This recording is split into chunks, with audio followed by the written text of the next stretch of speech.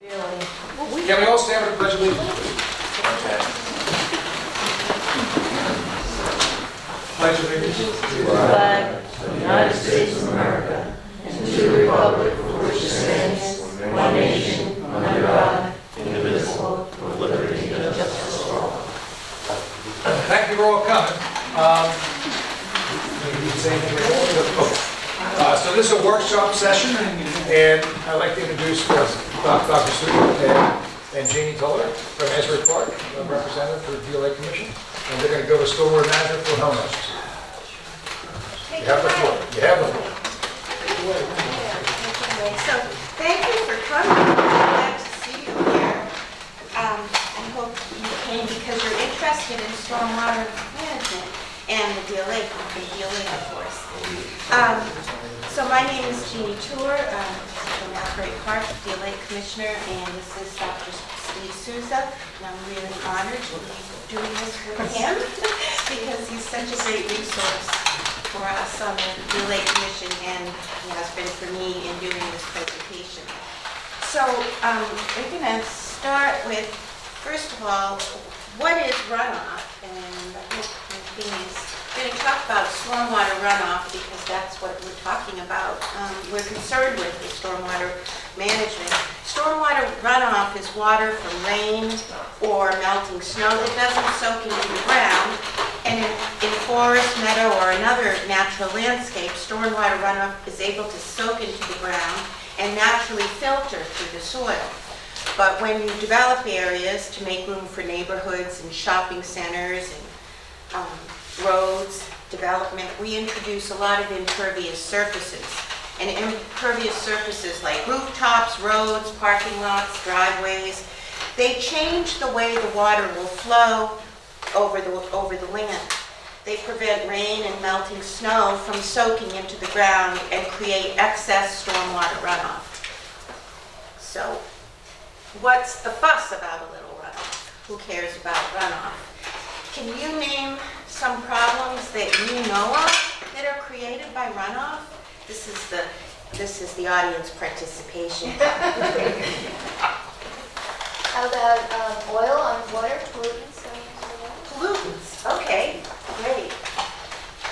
We're going to look and see if any of these things come up later as we start going go further along. Anybody else have any idea what kind of problems runoff causes? Floods. Okay. I'm going to let you do this, Steve. Okay. You take it away. Any others? Soil erosion. Soil erosion. Great. Thinking. Any else? Like pesticides. Pesticides, okay. Yeah, go ahead and Too many nutrients from pesticides. too many nutrients from pesticides. And they're in the runoff, right? Okay. And fertilizer. Fertilizers, Sediment buildup. sediment buildup. You know all about stormwater management already, about runoff. Anybody else? Sediment buildup. Okay. So did you know that stormwater is the biggest source of pollution on our waterways? A majority of New Jersey's waterways do not meet the minimum standard of drinking water, aquatic life, recreation, or fish consumption. Flooding has increased through New Jersey as a result of more frequent and intense storms and more hard surfaces, such as pavement. So over 70% of water quality problems in the United States are due to non-point source pollution. I put the definition in there. That means runoff other than industrial waste or sewage, like fertilizer, goose poop. All of this impacts our water quality. All right, so we're going to just take a quick look at some examples, and so these are the things that you folks have already mentioned. There's hydraulic impacts. So when we talk about hydraulic impacts, this is a result of too much water coming at us too quickly. So and this is what causes erosion, bank or stream sloughing. So any of you that have walked up, say, any of the tributaries, you'll notice that the banks are eroded. And that is a result of, when we have a storm, too much water coming at us too quickly. And as a result of that, it keeps down cutting the stream bank, and you end up with these erosion problems that then lead to sedimentation and the buildup of sediment within the lake. We have other impacts that are associated with hydraulic impacts, where now we've got flooding, we've got less base flow.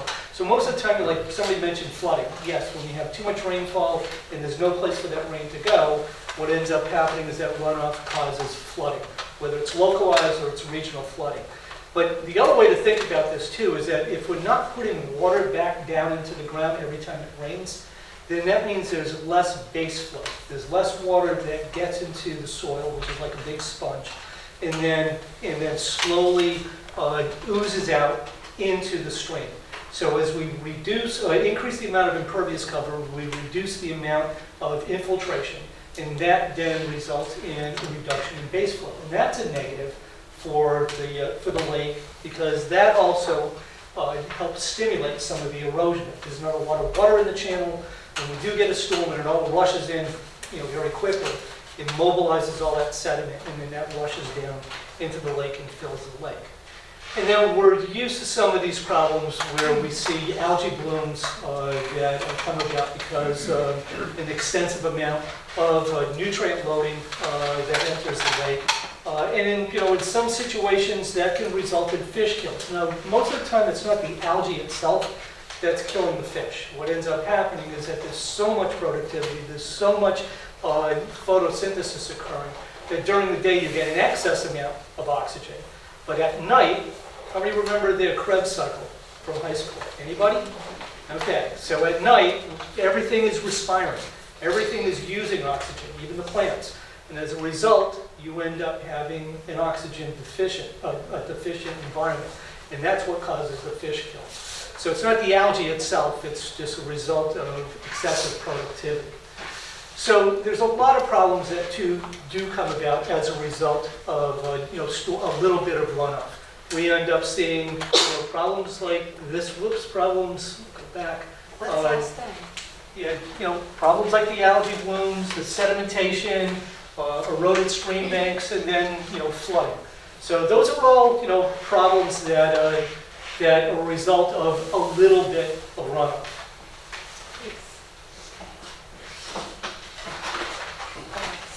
Yeah, it's still okay. So this is a pretty commonly used example of the difference between an undeveloped and a developed watershed. And essentially, once we start developing watersheds, what ends up happening, instead of having only 10% of that rainfall running off, we end up with about 55% or more. And then the same thing, or the inverse, is rather than having a majority of that rainfall soak into the ground and recharge, what ends up happening is that we have a minimum amount of that rainfall soaking back down into the ground. So as a result of us developing our watersheds, we end up with more runoff and less recharge. So these problems, we're experiencing these, whether you want to believe in climate change or not. These problems are happening and happening more frequently. Now, this is a little bit of a busy slide, but this is data that was compiled by NOAA and then interpreted by Dr. Tony Broccoli at Rutgers. But essentially what it's showing is that since 2000, we've had more intense rainfalls, and those more intense rainfalls are occurring more frequently. So larger rain events occurring more frequently. And that results in more flooding, more erosion, and more of these problems associated with eutrophication or the algae blooms that we see in the lake. Some of you may say, okay, what do we have to have? Like 75% impervious cover, a really highly developed, like New York City type of landscape? No. We start seeing these problems with only about 15% impervious cover. So just to put that in sort of like a general context, low density development is about 25% impervious cover. The type of development we have in the Deal Lake watershed, for the most part, is around 40% impervious cover. So what this slide is basically showing is that once you exceed 15% impervious cover, you start to have a significant impact on the type of aquatic biota that are present in a stream, because now the stream is eroding. It's becoming enlarged as a result of too much water coming too quickly. And if, we'll look at a little bit at stormwater 101. But typically during any storm event, what ends up happening, we have base flow, so this is before it rains. And then when it rains, we end up with an increased amount of flow. And so there's a little bit of a lag as some of that water soaks down into the ground. And then it exceeds what the ground can actually handle. If we have a lot of impervious cover, it's not going to handle a lot. And then we see a peak in flow. And then over time, over maybe a couple, 3 days, that recedes and gets back to base flow conditions. So that's what happens during a typical storm, no matter where you are, in New Jersey. When we start to develop our watersheds, what ends up happening is that this line here, the solid line, is after development, and this line is before development. But essentially what this is showing is that, number one, the peak flow, how fast that water is coming to us, increases. We have a higher peak. We have more volume. If you look at the area underneath this curve relative to that curve, there's more water. So quicker and more. And it takes longer for it to reach that base flow condition again, okay? So those are all impacts that affect the quality of streams, and then in turn affects the quality of the lake. So as a result of development, we have an increase in the amount of runoff volume. We have an increase in the peak rate of that runoff. We have less recharge that is occurring, less water getting down into the ground. And then we're mobilizing and transporting more pollutants, whether it's sediment, it's nutrients, pesticides, oil and grease, etc., into the lake. So these are all problems that we end up seeing. So I went to Greece and Turkey this summer, and I was just really fascinated at the fact that I was looking at architecture and engineering from the 2nd century BC. I was in Delos, but a lot of other places looked like this. And there was evidence everywhere in these ruins of how valuable ancient peoples viewed their stormwater. Rather than trying to get rid of their stormwater as quickly as possible, ancient peoples kept their water on site. They reused stormwater as a series of aqueducts that collected and channeled it so that every drop could be reused on site within their communities. So, oops. I went backwards, I'm sorry. Oops, yeah, there it is. So what have we been doing since the 2nd century BC? These modern days.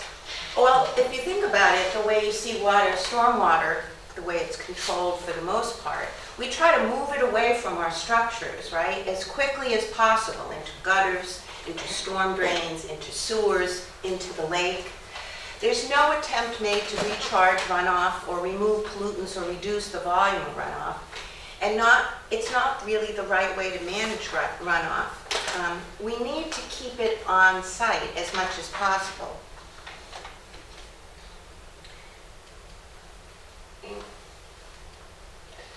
So stormwater problems are more common in older developed areas because they were constructed before New Jersey stormwater regulations were adopted in 1985.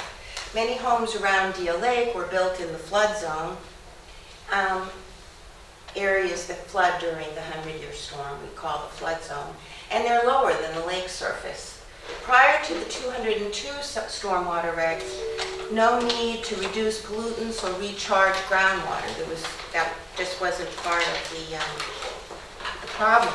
So the fact is that in every new development the fact is that even if every new development implemented what's required in the 202 regulations regarding stormwater management, because of the existing development, the areas that we live in, we would still have impaired water quality. So old development areas need to help with addressing this problem. We have to start thinking about, rather than getting rid of stormwater as quickly as possible, we must begin to think of stormwater as a resource. Then we can start to fix this problem. Want to talk about how to fix it?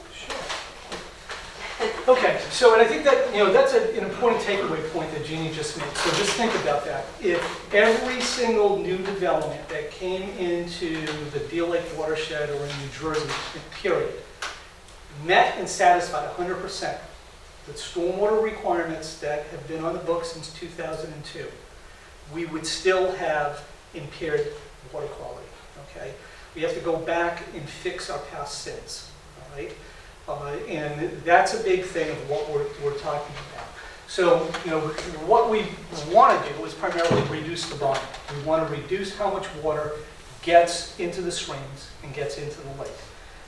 That water is going to get here eventually, but we want it to get into the lake via groundwater, to get it into the ground and let it seep in slowly.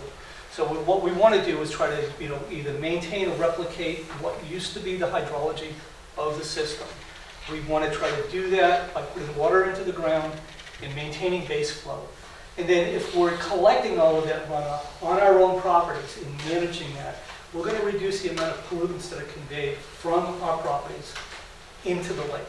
Okay? Because we're using nature now, and particularly the soils, as a way of filtering out a lot of those pollutants.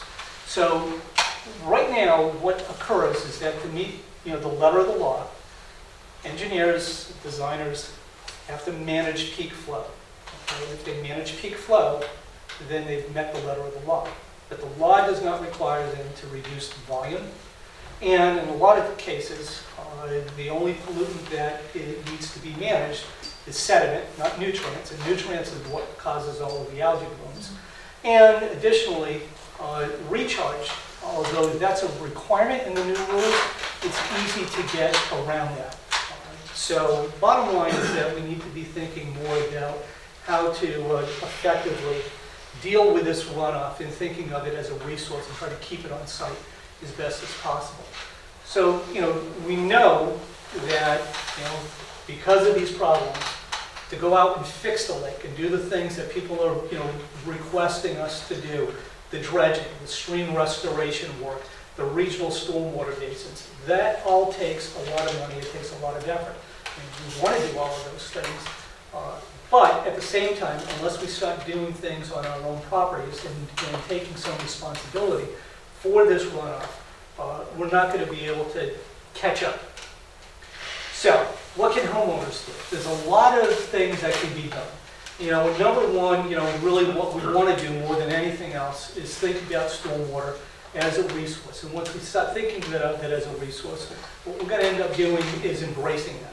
We're going to think about it as something that we want to keep on site and not get rid of right away. And then I'm going to show you some examples of how we can integrate some of these very simple solutions on our own properties to utilize nature, to utilize soils, and do the types of things that are relatively inexpensive but have a big positive, benefit. So, first up, impervious. So, as Jeannie mentioned, impervious surfaces are hard surfaces, rooftop, roadways, driveways, patios. One thing was what you can do, and Rutgers talks about decreasing the amount of impervious cover as the first step. So how many of you have gone to Chris Bluff's workshops or seen? Okay, so he talks about disconnecting impervious or decreasing the amount of impervious cover as the first step, and that's very important because the less runoff that we're generating, the less of a problem that we have. So, on your own property, if you've got hard surfaces that can be replaced by natural surfaces or by different types of techniques, I'll show you impervious pavement, etc., that goes a long way to helping solve the problem. So, what we want to do is decrease as much as possible the amount of impervious surface on our properties, because that's the first step. A good way of doing this is maintaining good soil health. okay? And that means having soils that are not compacted.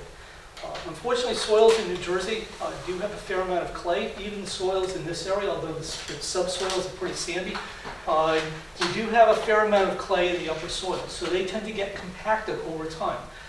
And like the runoff coefficient for a lawn versus a roadway, they're almost identical. So over time, lawns get compacted so much. And think about it. Think about every time it rains. Go out and look at your own lawn and see how much water is sheeting off of the lawn. If it was a porous type of healthy soil, that water would soak into the ground. So we can maintain some of that porosity by regularly aerating lawns and providing opportunity for water to get back down into the ground. That can be done with equipment that you can rent from Lowe's or Home Depot, or you can have a lawn service do that for you. Yeah. So there are 3 aerators up there. Which of them do you think is the better aerator? You ready? Shoes are pretty scary. Wait a minute. You might be wanting to make a nice fashion statement in your neighborhood. So that's about their use, I guess, because they really don't penetrate far enough. But if you look at the other aerators, they're a little bit deeper. So that's what you're looking for, right? Something that can penetrate deeper into the soil. How many of you play golf and have been on golf courses after they aerate, either the tee boxes or the greens? And they do that to really promote the water to get back down into the ground instead of pooling up on the surface. So the other, although those spiky things, could have some benefit, problem is that when you have a lot of clays in the soil, you make a hole that's small like that, and it fills up very quickly. The soils, sort of compress again in no time at all. So, this is when you need to go out and rent a piece of equipment, or have your landscaper do this. Steve, how often does a homeowner have to do that? Once a year? Every Once other a year. Maybe once every couple of years, if you've got a lawn that is, that's in pretty good shape, that you've got a lot of naturalized areas around the house and stuff. So it's not something that's egregious that needs to be done once a month or anything like that. I'd say once a year, maybe once every other year. Particularly in this area where, like in Hunter County where I live, you definitely need to do it once a year. Probably cuts down the amount of fertilizer you need too. Yeah, oh yeah. Again, with fertilizers, how many of you realize that over-the-counter fertilizers in New Jersey have no phosphorus in it? So some of you realize that. So since 2012, any commercially, if you go to Lowe's or Home Depot, over-the-counter fertilizer has 0 phosphorus in it. Now that doesn't mean you can't get a landscaper to put phosphorus fertilizer on your lawn.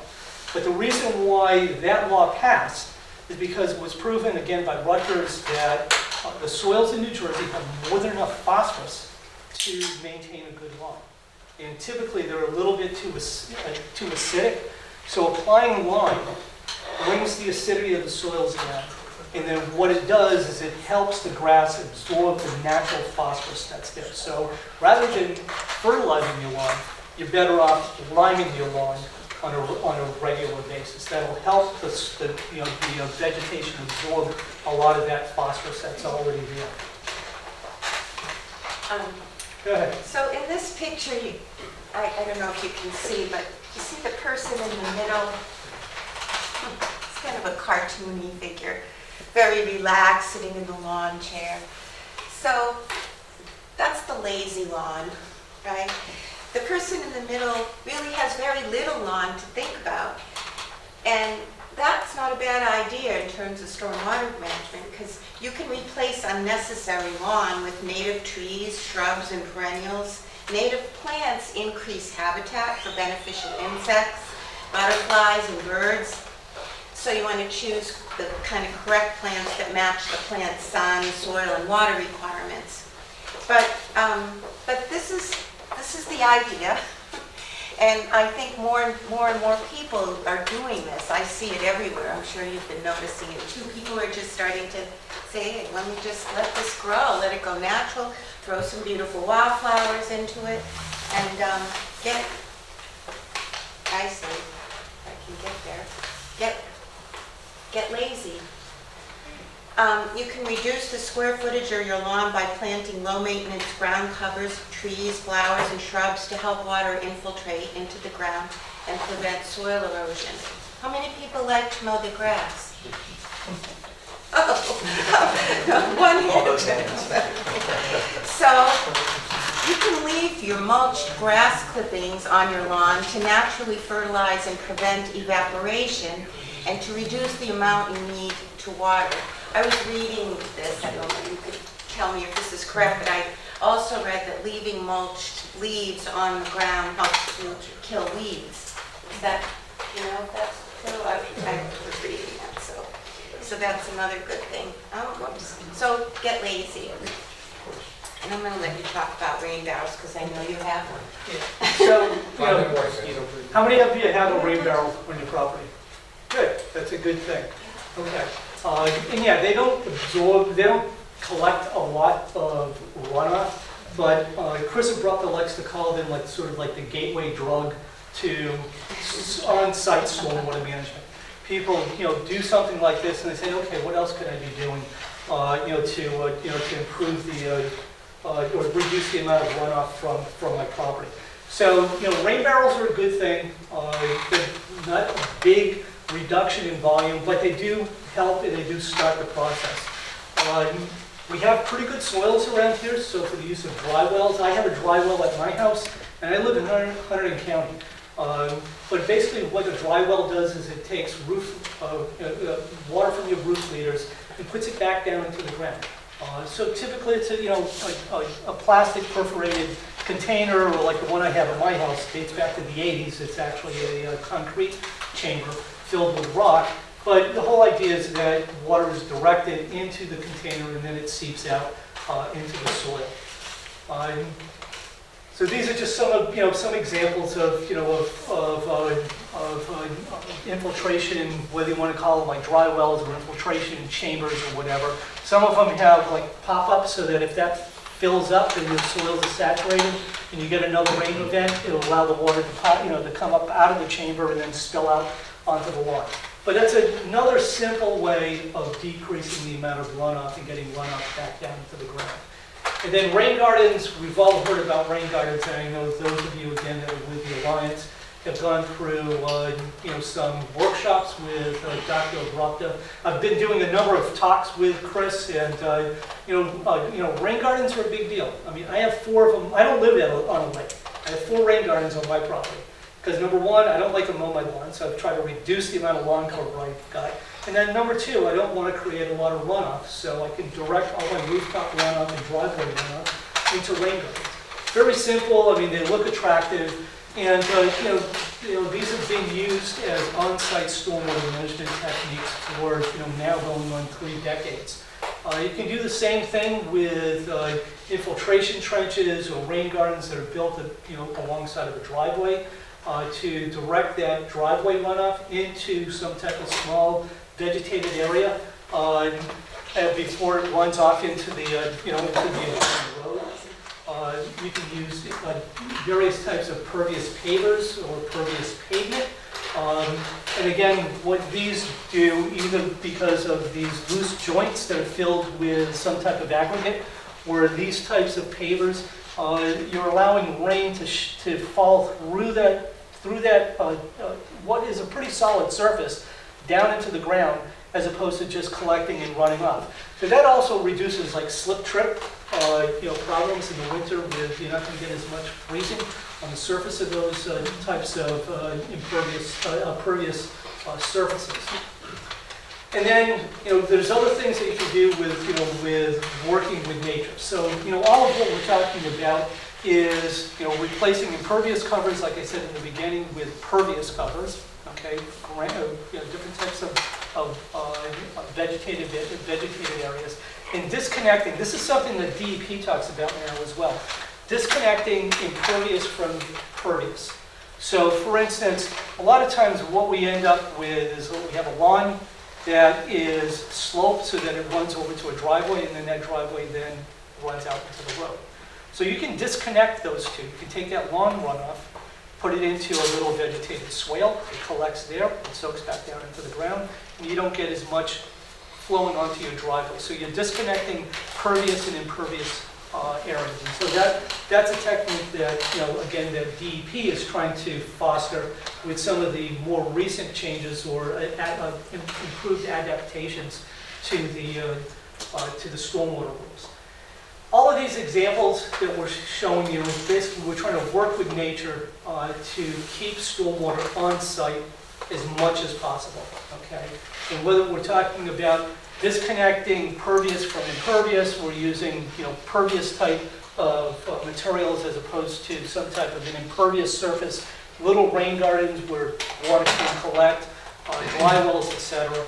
All of those things are being done to keep water on site. And so these are very easy to implement projects.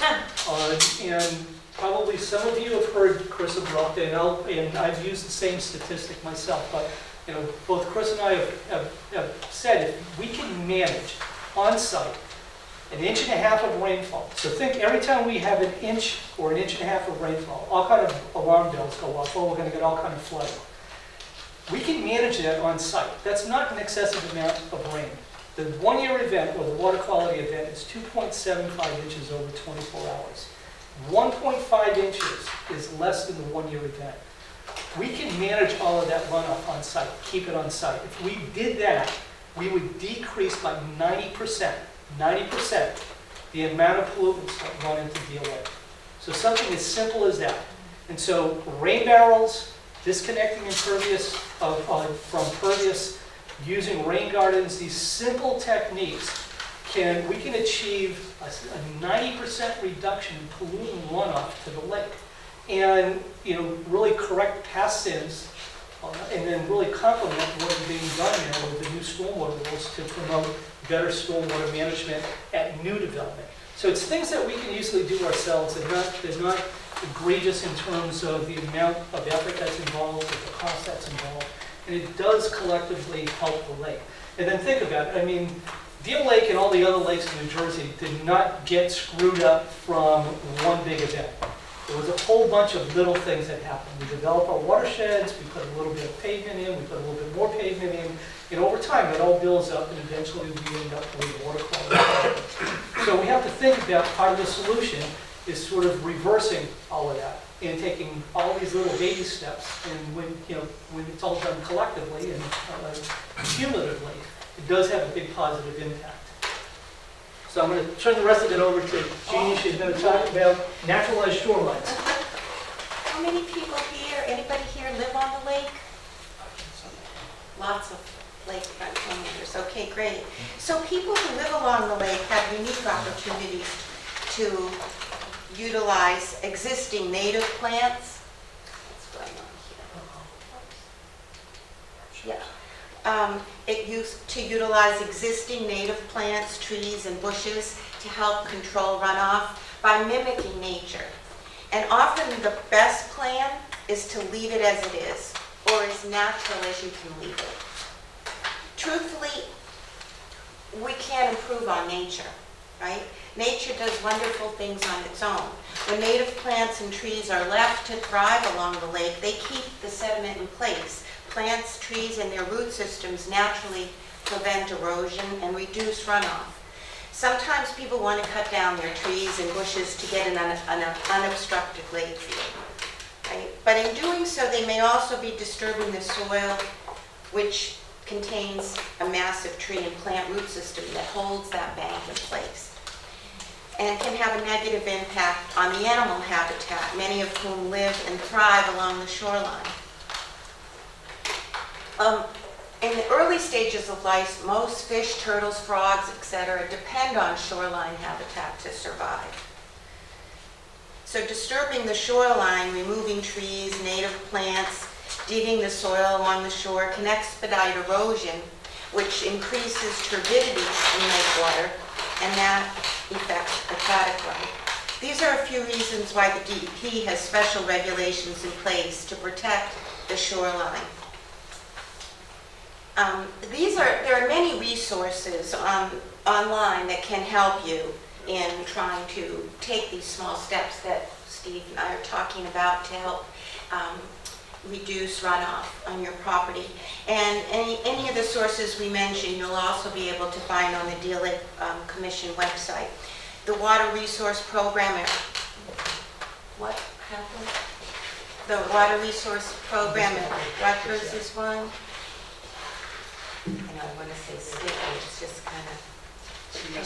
Go ahead. I know, it's, so, do you want to try to do it, Ken? Ken, can you help? Ken, it's asking for, can we skip that? Unless you're able to connect to the internet, else might be able to get to the same thing. Okay. Well, most of the resources that we're going to show you, I'll just tell you this, that there is all of the resources that we're talking about, including the PowerPoint presentation, will be posted on the website, and you'll be able to see the last few resources, but mostly where we were going to go with that. I don't know if we can't even get to it. Jane, you want to open up for questions? So, yeah. Oh, I just wanted to say this because we were just going with that before you disturb. If you, especially for lakefront homeowners or businesses along the lake, before you disturb the shoreline, make sure that you contact the DEP because there are regulations that the DEP regulates the shoreline, anything that you're thinking about, and even a stormwater management plan. It's going to involve any kind of digging or anything that you're going to be doing, best to contact them and find out if you need a permit to do it. Deal Lake is an impounded regulated waterway, and that means you might need a permit if you're planning to do any kind of excavation or landscaping. So I'm going to just leave it there, I think, and just like I said, all of these things that we're talking about, all of the resources that we were going to show you, they will be on our website soon. You'll be able to look at the PowerPoint there, and the resources will be listed, places where you can go. The New Jersey, Rutgers, you might want to talk about that. Yeah, so I mean, again, those of you that are with the Alliance, you know that there's some great resources available through Rutgers, the Ag Extension Services, and through Chris Abrapa. If you're interested in rain gardens, I mean, they'll actually help design a rain garden for you, and if you qualify, you can even get a rebate for the construction of a rain garden. So, and in some cases, they'll even provide students to come out and help build the rain garden. So they're a great resource. You can go online if any of you really want to do a rain garden on the property. It's one of the best resources in the country. You can just go on, Google Rutgers Rain Garden Manual, and it provides all of the information in a really easy to interpret way. To give people instructions on how to build rain gardens or rainwater swales and things along those lines. So it's a great source of information. So does anybody have any questions? I wonder if you have any views on the type of trees to plant along a sensitive environmental area. Like, just take Deal Lake Drive, for example. When I moved there 20 years ago, they only had evergreens along there. And then they planted these skinny little trees which died, halfway through the season. Yeah, I think number one, you need to understand what the hydrology is. So, if it's going to be an area that's going to be wet all the time, you're going to have certain trees like, say, red maple, for instance, that would do well in a saturated environment. But there's a lot of other trees, whether it's like river birch or sycamore, that do well in those type of what's kind of like a floodplain littoral zone environment. If you really, again, like Rutgers and even DEP, they have their stormwater manual. There's a whole list in, I think it's chapter 7 of the manual, there's all landscape, recommended types of landscape. I think we have reference on the Deal Lake website also. Yeah. Which Steve Right. that says. So it's listed there.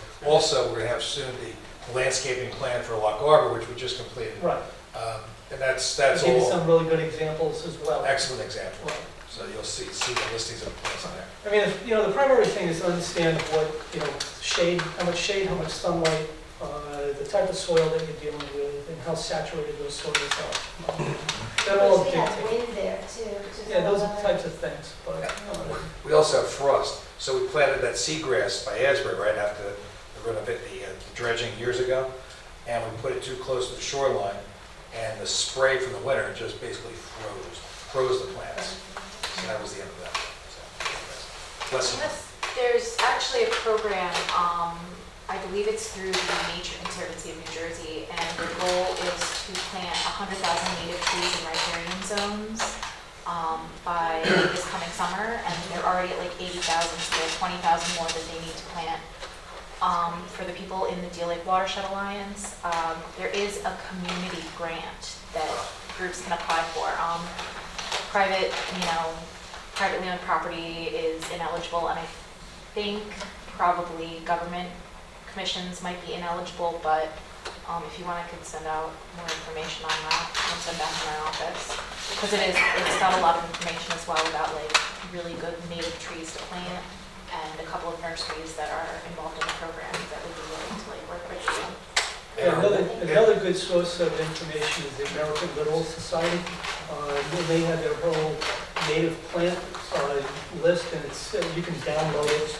It's a really neat sort of multi-page glossy thing that'll show you what plants do best in different types of environment, whether you're coastal, littoral zone, things like that. So you can just go on their website, the American Littoral Society. So, They're right here in San Diego. Steve, you may not know, but it's Maggie Seaver, that's our watershed ambassador for this area. So thanks for coming, and you're here how long with us? I am in position until start of July. Oh, yeah. July? Okay, great. Well, Welcome aboard. Yeah. Is that a question? Yesterday, Steve O'Brien put in a demonstration garden in front of the tennis courts in Ocean Township. So if anybody wants to see what he provided the plants and sent one of his people for labor. So Faith Teitelbaum and his employee put in that demonstration garden. If anybody's curious to see and then at the high school 2 years ago, he put in another demonstration garden outside of the cafeteria. So those are two that are available to the public. And tomorrow afternoon, the Public Works for Long Branch has a raft transportation available to the opening of the 1-year anniversary for the Ross Lake Park, where they'll take people out to the island. And it's a rare opportunity that if you've never been out to the island, which is directly east of Monmouth University, the Public Works people are available tomorrow to take you out to the island, and it's not very often there's access to the island. And then Scott Sharp over here is one of the trustees for the Whale Pond Brook Association. He'll be there from 3 o'clock to 5 o'clock tomorrow with the Public Works people for the 1-year anniversary and the transportation to the island. There were some great improvements that were done. And that's a rain garden there That also. were removed and native plants put in. It's a Yeah, really great pollinator job. garden is really, it shows what a little bit of volunteer work can do in just a year. It really looks nice, and it does a good job. It's all native, and it has those right implementation around for plantings to catch the water before it disturbs the banks of the lake. So on a small scale, it really does have some good lessons. Very nice, thanks. Anybody else have a question? Hey, any tips for managing sump pump water runoff? Yeah, Especially when you're at low elevation, you can't tie into the header system? Right, so you're talking about, instead of taking the sump pump and being able to put it out into the stream. That's a really good point, because again, like one of the presentations that I just did with Dr. Ruckel last week, he actually gave an example of a rain garden that was constructed to deal with sump pump discharge. And on my property, my sump pump discharges into a rain garden. So it's pretty simple. One thing that everybody should keep in mind though is that rain gardens are more than just digging the hole and putting in plants. Okay, you need to have the correct soil mix. And if you look at the soil mix, it's very sandy. And it's sandy for the reason why you don't want to have water accumulating at the surface. You want that water to percolate down. So it takes a little bit of calculation to get a sense of how big it needs to be, and then using the right types of soil. But typically a very sandy soil with a lot of, you can use compost, don't use wood chips, but compost, some type of organic material. You want to have a sandy but organically rich planting bin. Right? And that's the ideal situation for a rain garden. But yeah, I run my sump pump right out into a little rain garden. People, they don't know that's where my sump pump's coming to. I could have easily tied it into the street, but I don't. Anybody else? Yes. Given that we're behind the 8 ball already, are there any legislation out there, both on the county or state level, that they're looking at to make it a requirement for new commercial and residential building to put these types of solutions in place and minimize the runoff? Well, that's some of the changes that are being enacted right now with the updates to the Stormwater Act, and Peter can address this as well, is putting greater emphasis right out of the box on green infrastructure. So these types of things that we're talking about, but on a larger scale. And there's plenty of examples, although New Jersey isn't under a consent order to do that type of thing. Those of you that travel into Philly or going to New York City, you're going to see examples of this in really highly developed urban areas, or like Perth Amboy and Camden, Newark, where they are under consent orders because of combined sewer overflow. They're using these types of techniques to decrease the amount of runoff that gets into the road, that then gets into the storm sewer system and then causes those combined sewer overflow. But the changes that are being enacted now for the new stormwater regs, right out of the box, say that you need to be doing green infrastructure. So, Peter, do you want to add? Well, I'll add one thing, expanding on something you both said. Applying residential standards to municipalities. One of the things that we've been successful in doing, which goes beyond what the stormwater rules call for, is to develop ordinances for municipalities to mandate residential properties to tie their roof runoff and sump pump runoff into dry wells or drainage structures on your property to try to infiltrate that water back into the ground. It's a small scale, but it's a bigger scale than a rain garden. It's a bigger scale than a rain barrel. And if you do it as a function of an ordinance regulation, every new construction, every retrofitted property, every building addition can comply. It works very well in coastal communities because we have a lot of sandy soil. So you're not really compromising the situation by trying to push the water back into the ground. If you don't do it, you end up with, and this is going way off of your topic, but you end up with the problem of people taking their sump pump and dumping it into the sanitary sewer, which ends up costing towns tens and hundreds of thousands of dollars because that water goes to your sewer authority and gets treated as clean water, and you pay for it as if it was treated sewage. So there are a lot of things that we talked about tonight that can be expanded upon in small scales and in large scales for municipalities and site development. Okay, thanks everybody, and with that, I want to thank Jeannie and Steve for a great presentation.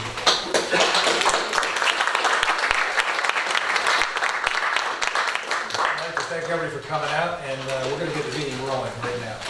Can you all stand for the pledge of allegiance again?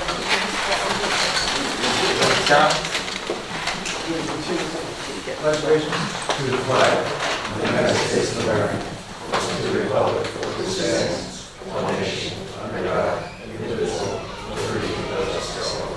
Thanks.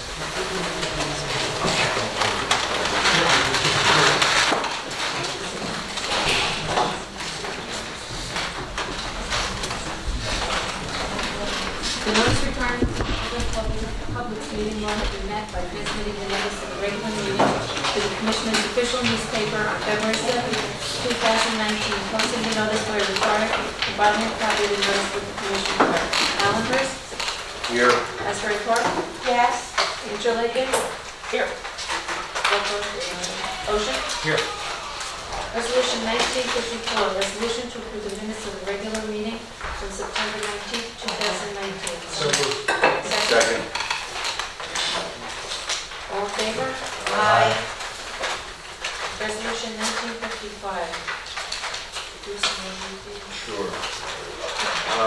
The balance on hand, the total undeposited at the beginning of the month was $97,918.81. We had receipts which totaled $69,527.04. There were $33,928.37 in disbursements, $12,000 of which was grant money. The total on deposit at the end of the month was $133,517.48. Someone please offer the treasurer's report and pay the bills. So moved. Second, I'll second. Allenhurst, Yes. Asbury Park, Yes. Interlaken, Yes. Ocean, Yes. old business. Flume electrification, it's underway. I call it flume improvements. It's just not electrification. We already have it electrified, right? But it's upgrading all the electrical systems. It's upgrading the mechanisms of the gates themselves. And it's also putting something extra in we never had before, which is positive flow control over the ocean to a point, right? Until it goes over the sand. But we control the chamber. That'll be part of it's already installed. We raised it up about a foot. The wall around the surge chamber, which is the area between the jetty and the main pipe coming into the ocean. So it's kind of like on the east end of the new Asbury Park parking lot, right? Between Caslin's Beach and Asbury Park. It's a structure not many people look at. If you walk up the entranceway to the beach access from Lock Harbor, that's a Lock Harbor access that Mr. Cassin put in. You'll walk right into it. So that's getting improved. Saturday, we're putting a new grate on, which is ADI compliant and ADA compliant, and it's going to be a much safer and better looking device and ramp function. There'll be a gate, you'll see a wheel gate starting probably in 2 weeks, I believe. Is that correct? It's going to be a guillotine gate. I don't know how many cranks it's going to be, 200, 300, who knows, to open and shut it, but we'll also have the capability to use a drill, power drill to open and close it. But we're only going to have limited access to that during large storms.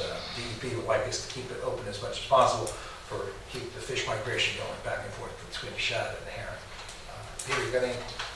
Yeah, we've already approved the shop drawings for the electrification of the gates within the gatehouse, and they're being fabricated and we await delivery.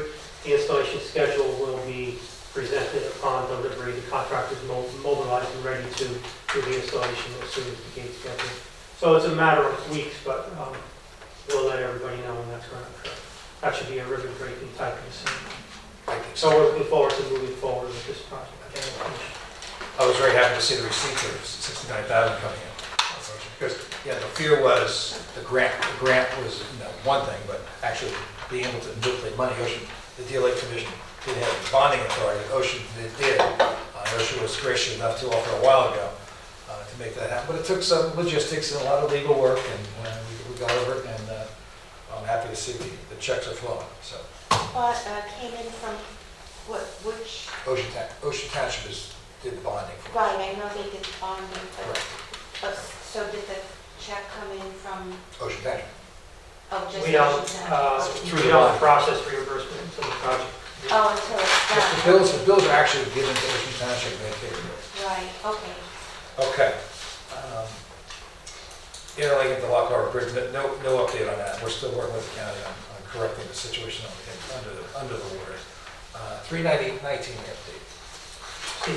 Yeah, I'll start with that and then Peter can follow up. Okay, so Jack Sispansky, the Princeton Hydro project manager, can't be here tonight, but basically I went over things with him. Prepared a memo that went out to DEP, just where we are right now with things. I'll just comment on the floating wetland islands. So Jack had met with Sunset Lake Commission. They approved the installation of 2 floating wetland islands and the locations where those floating wetland islands are going to go. For those of you that are not familiar with it, it's basically about 250 square feet in size, and they're basically designed to absorb nutrients from the lake. And then they're planted with native plants, and so they, they provide habitat, but their primary role is to absorb nutrients. So that has all been approved by Sunset Lake Commission. The plant material in the floating wetland island base itself, those bases are being purchased now, and they'll be installed in the spring. The other thing going on with 319 is that part of the grant provides funding for what is called these informational breakfast meetings. And these meetings are to be held with public works officials, the elected members of township committees, and then planning board members, land use committee members, and essentially get them in one room, an hour, hour and a half tops, and then go over some of the, the sort of like environmentally critical things that the commission is attempting to achieve through 319. So the first one, we're trying to get set up for maybe the first week or second week of December, and then go over some of these green infrastructure type things that we're, we talked about this evening. We'll just be sort of like an informational breakfast meeting. Do we need approval on that? No, it's in the grant. It's already I in know, the but grant. do we need to vote a date or just work it for the next meeting? Next meeting is December, so. Right. I think what Jack was trying to do is, get the commission, the commissioners to reach out to each town and say, we're trying to set up a meeting for such and such a date. But you guys will have to figure out where you want to have it and what day, and then just invite everybody that can attend. I know the vocational high school has a great program. They have a room there, and it's probably large enough. Okay. And it's easy access, right? Yeah. So that might, Jack can send out the invites, but he didn't want to send that out until he got feedback from the commission as to which day would be best suited. So I said, don't do anything in November between League of Municipality Well, and the. our first meeting is the first week of December, so maybe the second week of December. Yeah, So we can, as a fine tuning, we can make it at that Right. meeting. that would be fun. Okay.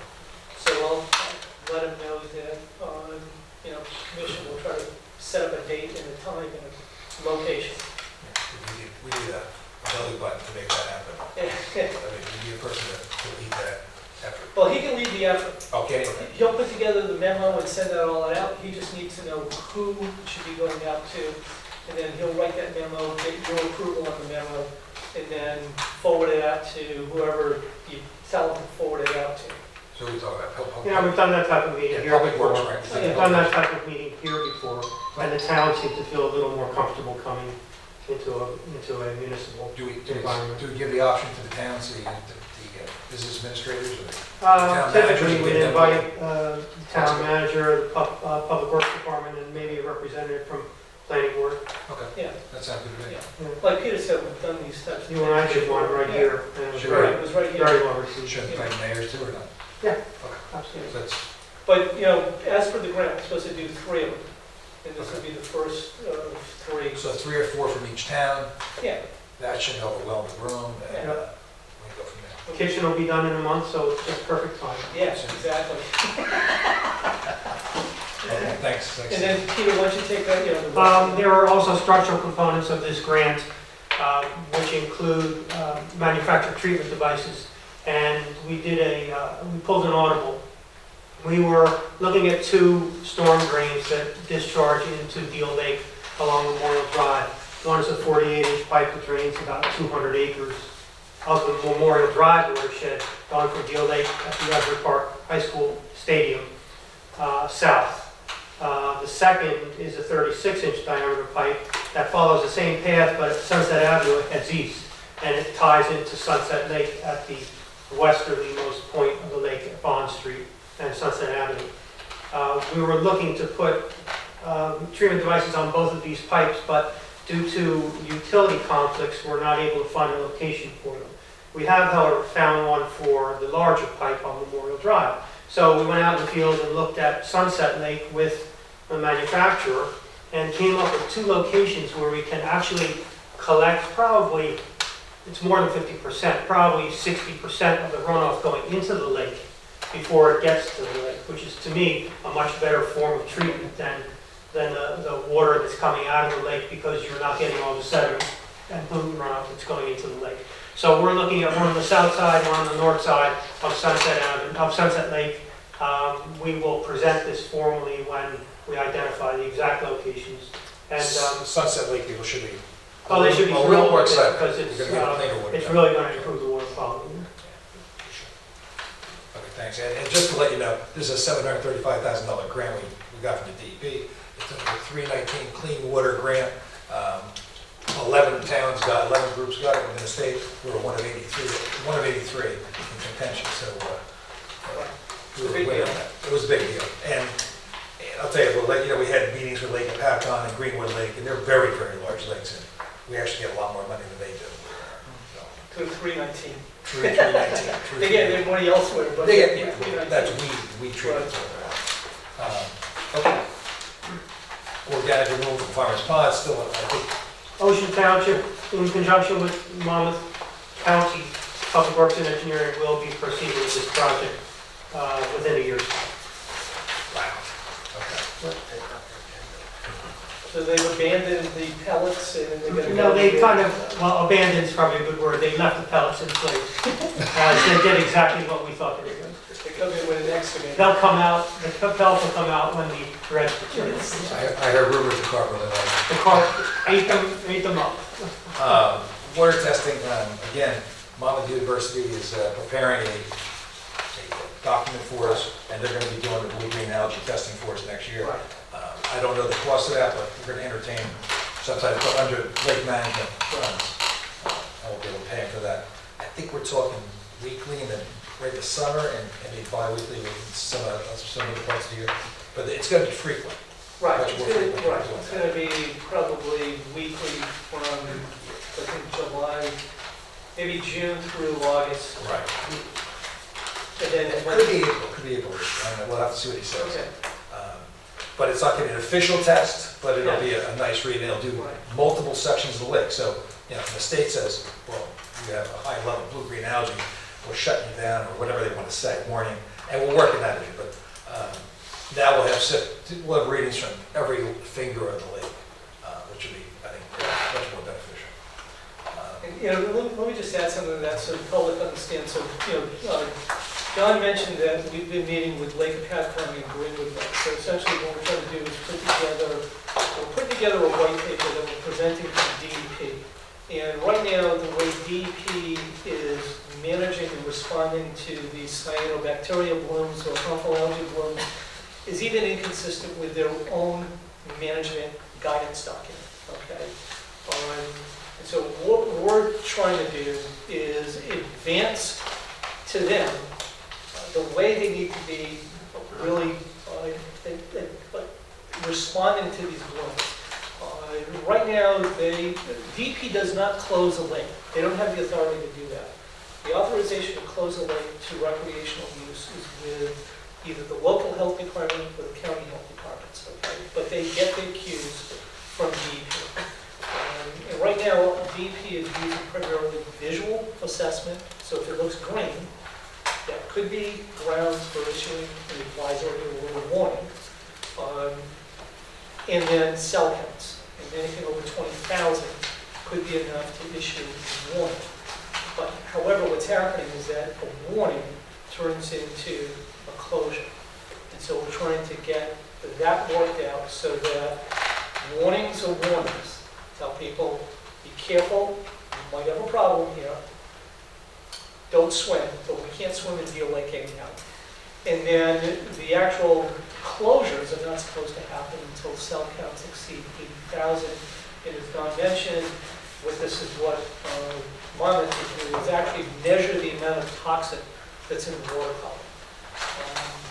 So trying to have the definitive means by which the blooms are assessed, they're quantified, and then a determination is made in terms of how much risk is there to the public.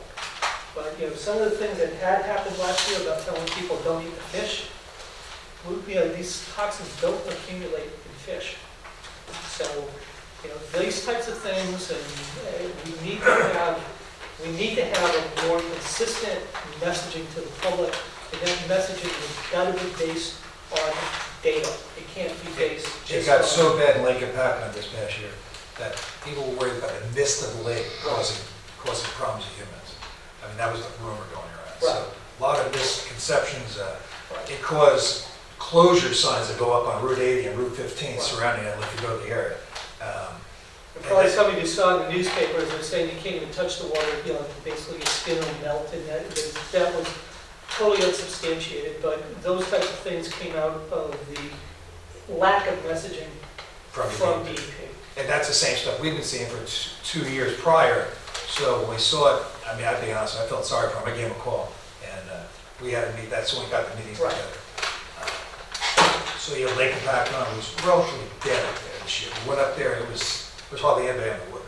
Greenwood Lake, if you're in New York State, which is half in New York and half in Jersey, they're doing backstrokes on the state line, and they were not closed. New York State did not close them. In New Jersey, they put the warning sign up, and the warning and the danger signs are the same. They're identical. Identical.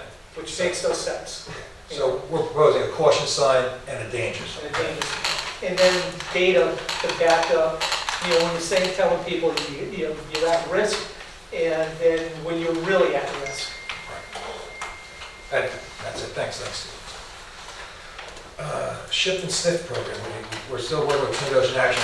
We got some test data back from Clean Ocean Action. It was not good. We had 3 or 4 locations on the lake where we picked up human waste samples. We're trying to zero in on those. There was rumors that Route 71 had some problems over north, I guess, right? There's some issues like that. So things we can look into, and we're going to track them down with the help of Clean Ocean Action. Lock Harbor Tree Planting Project. I thought it went really well. And I don't know if you guys got a taste of it. You drove around from Deal Lake Bar and Company, right? All the way to the flume. We got funding from the Casson family to put those in.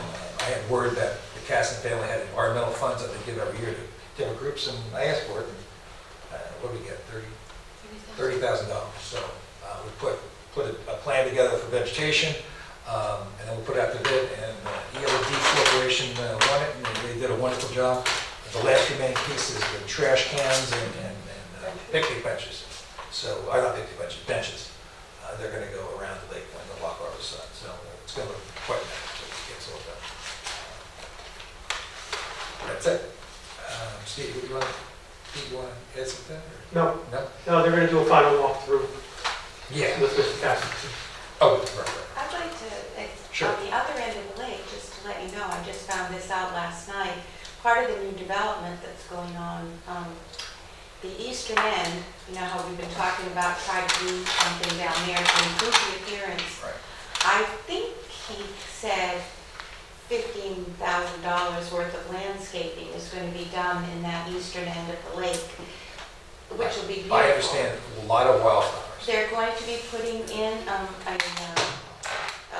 sprinkler system down there, so that plants will get water, and that will take care of that, because that's really a big part of the problem, is trying to put plants down there, they don't get water, they get salt, anyway, so the bigger, I'm glad you brought that up. is doing that. So the bigger part, that whole east end, okay, we got Lock Harbor done, now we're doing the Flume project.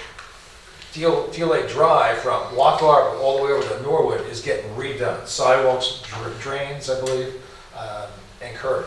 And that's happening like now. And They were marking. this will start in the spring, the landscaping. Oh, landscaping, yeah, but the road's gonna happen now. And then the other piece is that little walkway, there's an asphalt walkway, that's getting removed, and it's gonna be a concrete walkway, connecting the Lock Harbor, I think, to Kingsley, I believe. And plus, then you got the north end, the famous, the Fisherman's Cove, or the Fisherman's parking lot, that's getting redone. Right now, that's getting done now, it's getting leveled off. The rocks that were found along the boardwalk, which were the rocks from the jetty rock from the Notch Jetty, they've been extracted, they were saved, and they were put in front of the flume structure to give extra protection. So you'll see that, I think on our Facebook page, I have a picture of those rocks, and they put them exactly where we asked them to put them to protect the flume structure. I was very happy with the surge chamber, that is. So there's a lot of stuff going, plus the boardwalk, right? So it's a very busy fall and winter down in Asbury Park. North End. So, thanks, Jim. And spring.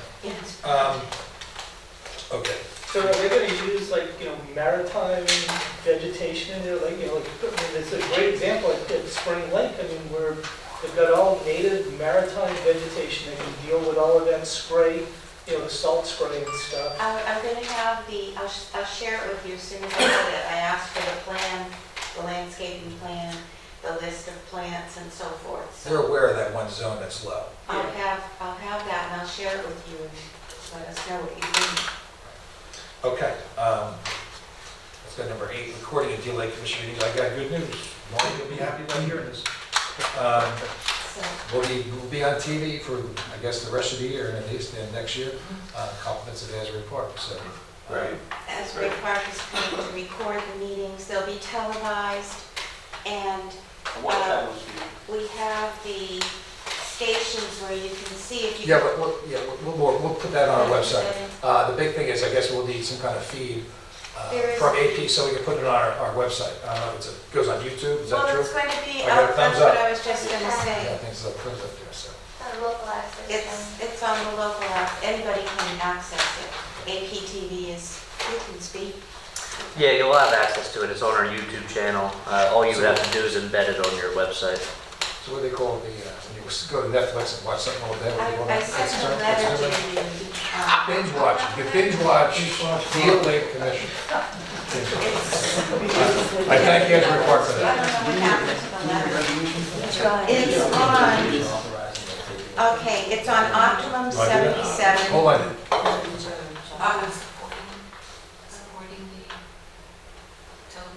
Approve it, just approve it, right? Well, why do we have to approve it if Asbury Park's doing it? They're doing it, but I think that you should be on board for allowing them to do it Allow me to do it, and okay. put it on the record that you've authorized them to come in and do it. That's So fine. if somebody questions who's doing what, why, that you guys are it's on record as having approved. So, It's a mere formality, Bruce. I know, but I'd like to consult with the people in our towns about that, whether or not we want to actually get behind it. In other words, it's one thing to have them doing it, it's quite another thing to put our imprimatur on it. It's a public meeting, so you it's. can't really stop them. You can't stop it, really. I understand that, but you're asking for an authorization for us to vote one way or another. I Authorize it, you understand? know, I have the authorization from my town to handle. Sorry. Move to table it. I have the authorization from my town. I know that. I'm gonna move to table it at this point. And Okay. We can come back to it when Asbury Park, maybe they'll decide at some point that they don't wanna do it anymore, then we can revisit the issue. So I move to table it at this point. Second? I don't agree with that, so, no. All in favor? So you get a second.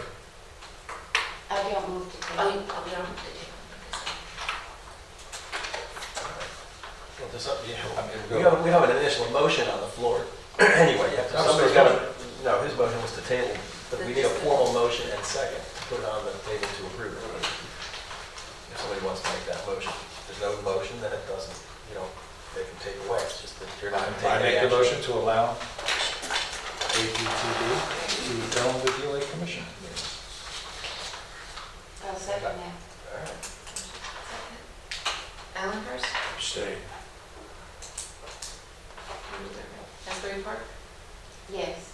Central Lincoln? Stay. If you got a question. Motion? Yes. Oh, 2-2. No, the abstaining, motion carries even nothing. There's nobody objecting. The motion carries. Oh, I have a lawyer. Very good. Okay, thanks again. Oh, so I was just going to say that it's available on Optimum 77 throughout most of Monmouth County, Fires 30, and people outside the city can watch APTV on AsburyParkTV.com or by downloading the app on Apple TV or Roku devices. But that'll be on our website, Okay, great. And Kenny can do that, I guess. right? and you just do a search for APTV. Kenny can do that. Yeah. Okay, thanks. The Billy Crest, no updates on that. Fall cleanup, October 26th. We're going to be opening the floodgates, as I say, one gate we're going to open, and that's going to start Sunday night. So all the residents can be aware, this weekend is the last time to move your boats out. If you want to get your boat out of the water before the lake goes down, this is the weekend to do it. I think we put that information on the website. We also put it on Twitter and Facebook. It's everywhere. It's Well, we you can just put it sent on, an email. I'll put it on the next, yeah. Maybe the Deal Lake Watershed Alliance can also put that on their site. That'd be great. But the cleanup's we're gonna have Monmouth University. We have the clean community groups helping us, and we usually get a really good turnout in the fall. If anybody would like to come out on Thursday, next Thursday, at 9 o'clock at the boat ramp, we're gonna do a little mini cleanup along the railroad track. I don't really want a lot of people on the railroad track, so if you got some time, come up Thursday, 9 o'clock. I'll have a couple of volunteers, and we'll get out there. We've got canoes from the Deal Lake dock company that donated the boats. And we'll get out there and do some cleaning. So, 'cause that's the only time I can do it. It's crazy on that Saturday, so it's nice to get out there. Don, did you get the pictures I sent you of that I area? did. I Okay, got them and I sent them to whoever I had to send them to. good. So hopefully that'll But get. during the cleanup, if people. Oh, we're gonna work that. Good. I have a volunteer already for that on that day. One? Ooh, Oh, it's gonna be a not couple. mess. Okay. Seaview Mall update. This is pretty exciting. So the Deal Lake Watershed Association, Laura McBride, arranged a meeting between the county, Tommy Arnold and Vingo Powell and Ocean Township and a representative from their group and Deal Lake Commission. And we sat around the table talking about Seaview Mall. Because we definitely have to do a water impoundment like Steve was talking about. We've got to stop the flow of water. And we want to stop the flow of water up in Seaview, where it should have been stopped from day one, but we're going to do it now. And the county's going to help us out. We're going to work with DOT. We have another meeting coming up in a couple weeks. We're scheduling. I'm not sure the exact date of that, but the Watershed Alliance and the county and the state and us are working together to make that happen faster than we think. Did you meet with the people from Seaview Square? We're- Were they there? We had to get our own ducks in a row. So, Oh, okay, yeah, I mean, I we're didn't getting- understand. So the big thing was, the county owns that old acting building, which we didn't really realize. They don't necessarily own all the way up to the stream, but they own a good chunk of the land there. And plus they have influence on it, obviously. The state has influence, DOT, all the water from 66, 18 flows in that area. So with combined efforts, we could get something done in a short period of time. And we thought it was going to be out there before, my grandchildren would take care of it, right? But, maybe we can take care of it now, so that's exciting. And if I'm not mistaken, didn't, again, Dr. Brocka worked out some He was general designs? He did. He did. Very simple. No, it was concepts. He was in the concept phase. Right. And we're working with the plans that Peter's company made up. And basically, Peter's group worked the one section, and Chris worked upstream a little bit from. We did the loop road Yep. and the basins Okay. to do retrofit detention infiltration basins. And he's working some, rain guard concepts running off and above that area. Above that. Yep. So it's more than just like talk, there's been, There's actually. so the public can understand. Yeah. It's exciting because before it was just trying to deal with one entity. And- Well, I just wanted to, that work, construction, Sure. I think I sent pictures of those drains too. They used to have covers on them, the material for the sand, but it's all torn. And so the sand, they're still working over there, and the sand's just washing down into the drains without any covers on it anymore, so. I thought I saw covers on it. I thought They're all there's covered. there's ripped stuff on top of it, but below it, there's covers. If you have to get out of your car and look. I did. I thought it was okay, to be honest with Well, I'll go back and look, So, maybe they fixed it, but you. last I looked, it was Yeah. still. We have been beating on him a little bit. He cares about the lake, he lives on the lake, so, usually gets done. He redid that whole section above, up the hill at the end. He redid The all one that. I sent you, that was a few weeks ago, right? So unless they did it recently, that's how it was when I sent you the pictures. Resolution order. I was just worried with them this time, so I'm going to Okay. focus on the second meeting. Okay. So urge all the commissioners to review it and be ready. Do we have a digital copy of this or not? Does everyone have some copy? Yeah, I'm sure.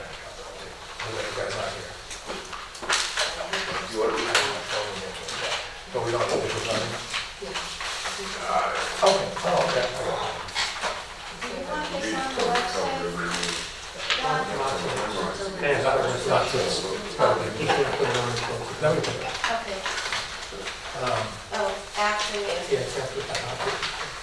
today, after. Yeah, December. Oh, okay. New business, 2020 DLA Commission approved the budget. That's in front of you guys. Now we had 2 mailed to us, right? And this is the revised one.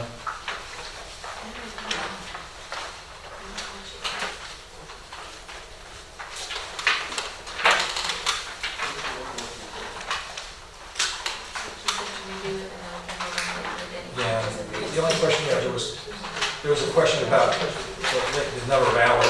There was some confusion about increasing the budget line for your salary and for hers, but we reminded her that the money was coming out of the 319 grant for that effort, so, and the other grant.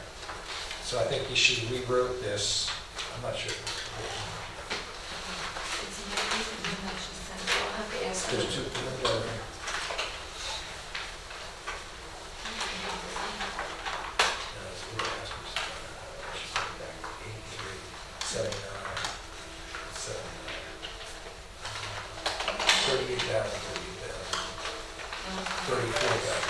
This is different. So it should be, the lake name should be 38,000. If you notice here, on the one you handed down, it doesn't have a little footnote there. It said increased offset by grant funds. You guys have that copy? Okay, that was a late afternoon edition. Oh, okay. So it's got to be, I'm not sure she put a date on this. But it says 401, administrative clerk and CFO, increase offset by grant funds. And then down below, she's got this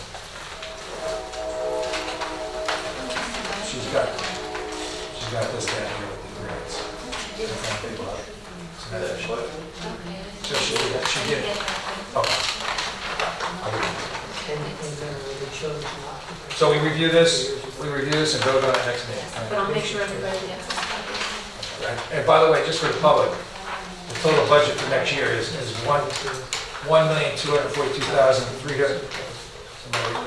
I'm sorry. Well, technically, the budget is $83,400. $83,400. The appropriations unexpected balances is 1.2 million and change. So that's when all the grants added up on the previous years. So. Asbury Park Boat Ramp. I had a meeting with the mayor of Asbury Park, the city manager, Ryan Watkins from the the stand-up paddleboard. He had offered to donate a dock, and Rob, you'll remember you asked about could we get a dock, something to consider, and I said I would check with Asbury Park, so I did. We had discussions about it. It will involve, what we came out with was he would like to donate the dock. Asbury Park I can't say they're really interested in it, but nobody was saying no to it. I said that I would try to find out, I would talk with the commission about could we have one of our experts look at that and see what would be needed, because we were talking about a gangplank in order to get to the dock. So, I don't know if engineering needs to do, I don't know, I'm not an engineer, so I don't know what's required, but that's what we discussed. They didn't know if their insurance would cover it. We felt that it would because they already covered the boat ramp. And when somebody slips on the boat ramp, Asbury Park's covered, right? So that they're going to look into that part of it, the insurance part. And then I said I would talk about it with the commissioners a little more in terms of how far we want to go with this, because it's going to take some evaluation. So that's where it is right now. We just looked into it. I wanted to find out, because at one time, many years ago, I talked to them and they were not interested at all. They may be moving in that direction, so. And Ryan was very convincing in speaking about why, and I also said, I think it's really important because people are using the lake more now, and if we have an easier way to access and a more safe way to access the lake with kayaks and canoes. It's good for the city, it's good for the whole community. We'll have to, you know, Yeah, it's a I new think- idea, so like any new idea. I think the access issue, I mean, a lot of towns, Allenhurst has more access than ever. They have a boat rack by the train station, it's wonderful. A little dock there. Ocean Township is looking at couple different locations for access. Interlake has access. Actually, one spot you had 8 boats at any given day Really? on the shore. Is there any parking there though, or like Plenty of parking. park? Is there a Can't park at night, but it's plenty of day parking. And is there like a park where people can gather? or- It's public access. It's actually really nice. Town, They can do actually some erosion control there. I mean, Right, it's a project waiting to I don't- happen. You'd have to ask Brian if he'd be willing to donate one over there, because part of the reason he wants to donate the dock there is because people keep using his dock, you know? and- But there's opportunity. I talked to a couple of mayors about additional access points, and they're thinking about it for various different reasons. I'll mention their names, but it's all good. And Asbury Park also has more access, and people use it, is all those concrete landings by the ocean. And they're wonderful. That was, the old days, right, where they used to have boats going up to Wanamassa to avoid the inspectors, I guess, right? Anyway, but those docks, I mean, the Lake of Packman, one takeaway from Lake of Packman was the Lake of Packman Foundation, which is separately funded by a very rich man here, got a grant for their building. And their building is the old train station. And they got a historic grant. And I'm thinking, we're going to talk to them more about how they got that, but there's probably ways Asbury Park can get historic grant funding to restore those bulkheads and also those docks. I bet. Because I think they're historic. What do you think? They're pretty old. On our historic preservation map. Are they? Okay, great. So that's a thought line we'll bring back. I'll talk to Lake and Packman and see what kind of paperwork I can get back for you. Okay, but that boat ramp is not historic, is it? No, not that. Okay, but that's what we were talking about. But there's- Those other ideas. But there's still access, right? There's still I'm just access. trying to take this to another step by sharing it with you and seeing if, this is something the commission wants to take any further in terms of, evaluating that area, what's needed to be done there, but I think we say in general, it needs we expertise. applaud access. I think we can't control, we can't tell the towns what to do. No, I'm talking about, what they wanted to know is, are we interested in, I guess, putting some effort in or something into taking it to the next level.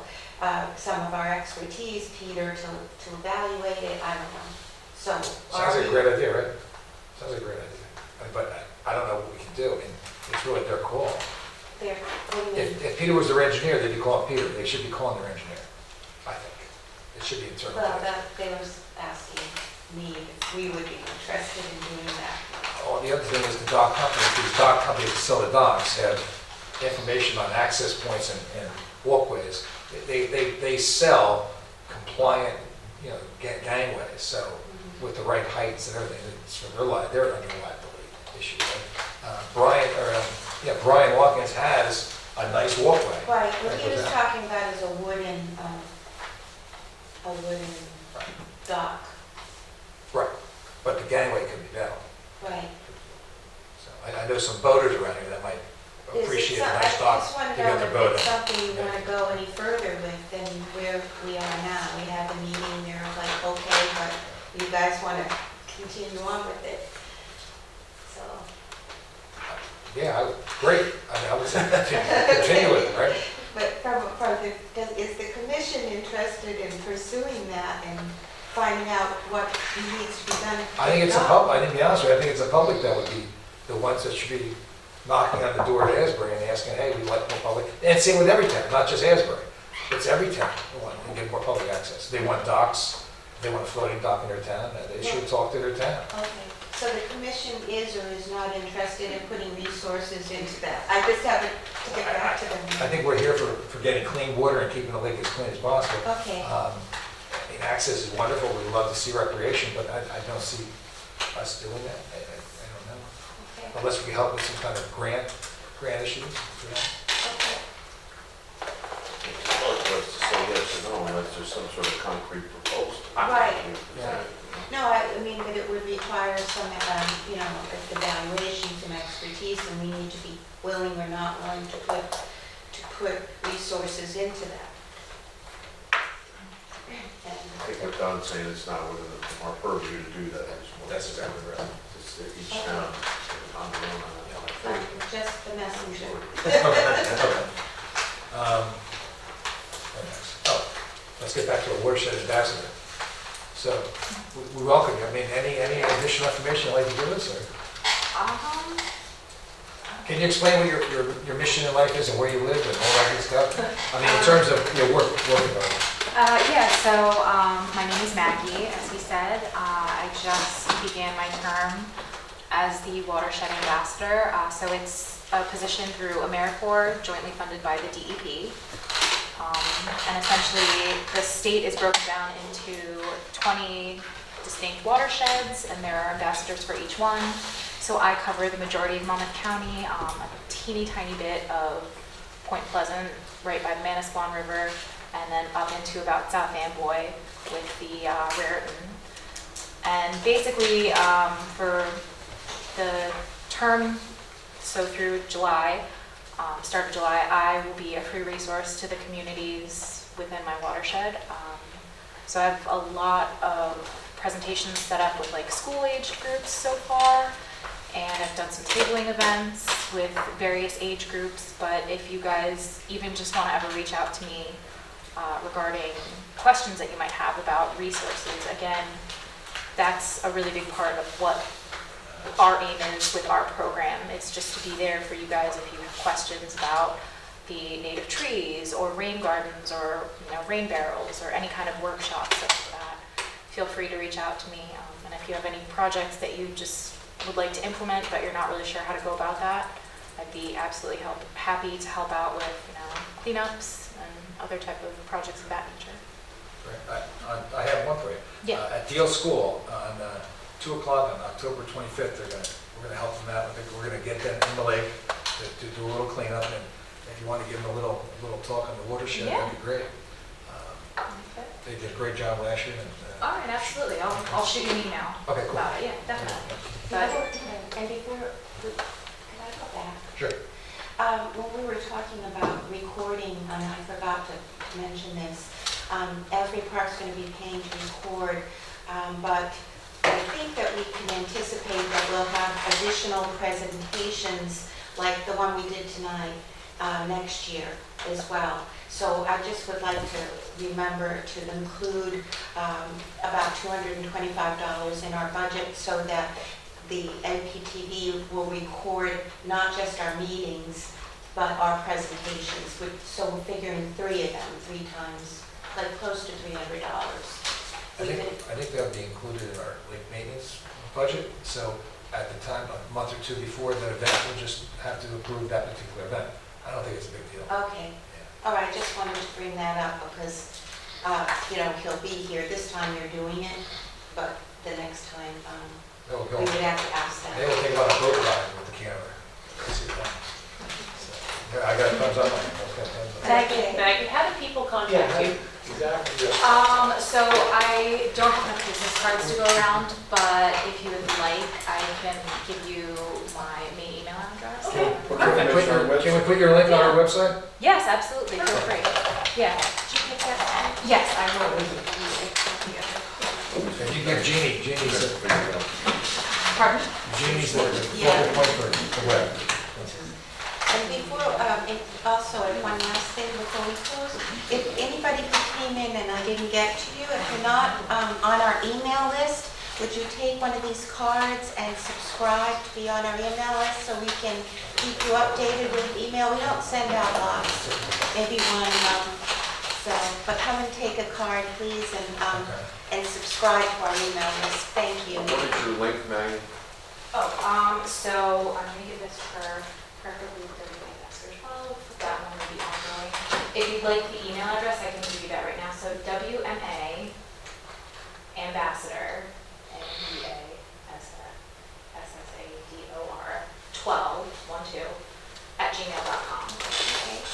And then that's the email account that is ongoing. So when I finish with my term and the next ambassador begins next fall, that account will still still be going, so you can always feel free to reach out, even if it's not me, the next person will be available for you to ask questions of. And you work in Freehold, right, out of Freehold? Yes, so I work out of the Monmouth County Planning Board office, so I wear a lot of hats, Monmouth County Planning Board, DEP, AmeriCorps, about it, yeah. Thank you, Mandy. Thank you. Okay, we're gonna, any more new business? Nope, okay. Motion open to public hearing. So, Second. Second.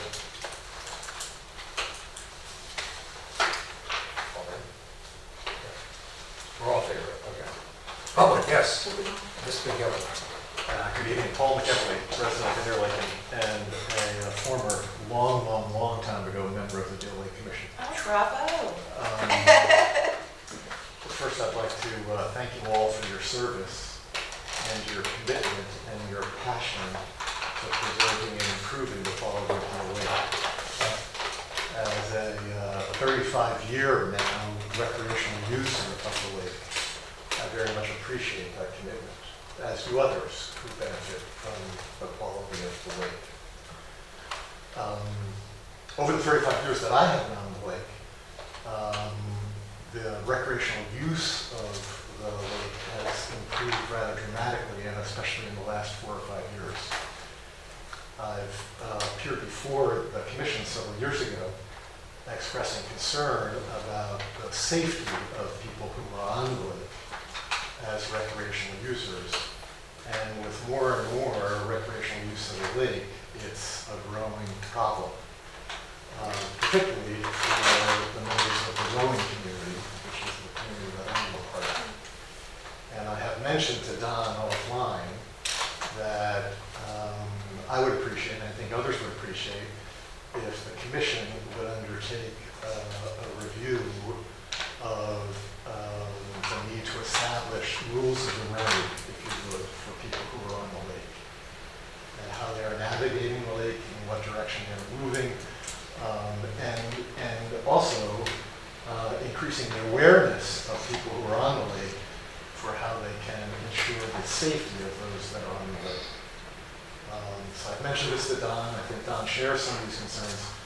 It's not for this evening, but I think it's a worthwhile effort to undertake to look at how we may improve the safety for people who are on the lake and establish some rules of the road in terms of navigating the lake itself. So thank you very much. So what type of safety have people on paddleboards rode into the direct path of somebody rowing? Like, what's happening? Yeah, so if any of you have been on the water in other rowing venues, the Potomac or the Schuylkill, if you're heading westbound, you're on a certain side of the lake. If you're heading eastbound, you're on another side of the lake or the river. Informally, those of us who are in the rowing community, some of us, not all of us, tend to abide by the idea that, and remember, we're facing stern, right? So our backs are backwards, right? So the catchword is right shoulder closest to the right lake, the right side, the right bank. And that way, at least those of us who are heading in that direction but looking in this direction have some confidence that we're not going to run into another rower. With paddleboards and kayakers and canoeists and rowers all out there on the lake, all over the lake, it can be confusing and potentially dangerous. I myself, over the course of the years, have had to capsize purposely 3 different times to avoid someone rowing into me. So I think with a little forethought and maybe with some establishment of the rules of the road and encouragement of people to abide by them, it'll just make for a safer environment out there. Yeah, I was on the lake in Thailand fishing, and there was a rower coming up, and I knew he didn't know where I was. I was like in a cove, and I had to come out, and he couldn't see me. And I wanted to be able to get him to see me. It was a really awkward position there. I don't know if I was right or wrong. I'm trying to understand. And I think it's a narrow lake. There's not a lot of space. There are areas where it's very narrow, and I think when fishermen are out there, they like to be close to the bank. Rowers tend to stay a little further to the middle of the lake. But if they're not, kind of observing the shoulder rule, then there can be some danger out there. So it's just something to you know I've experienced the same Yes. thing, so it's something we definitely, and I mentioned this to you before, if you want to propose something, I'll be honest with you, we can go over it, we can put it, if you get the rowing community to sign up to it, I don't think there's a problem putting it on our website, examples of what to do, and even safety, and maybe inform the public, here's something, say something, because you know there was crashes out there, and people without, people would say, are you okay? Simple, I'm okay, yeah, is great, but a lot of people don't, they kind of avoid problems, right? So not only you have to look outside your front door in the street, but look out the back, because there could be somebody drowning out there, could be somebody in distress, and everybody's got to be aware of their surroundings. But you're right, there's a lot more people on the lake, which is great. Yes. But thanks for your comments, Paul. Marty. My name is Marty Martin. I live at 1600 Bryan Avenue in Ocean, New Jersey. And we lived on the lake from 2003 to present time. In 2007, the DLA Commission issued a white paper. The section of DLA border is unfit for human contact. Since then, I became very alarmed, very concerned, and strong advocate for DLA. I have written letters to the coaster and to the DLC of my concerns about the lake. And what I'd like to do is present a copy of it. It's a report that was issued by the DLA Commission, which says the environmental state of DLA is extremely poor. Pollutants exceed state mandated levels. In many sections of the lake, the water is unfit for human contact.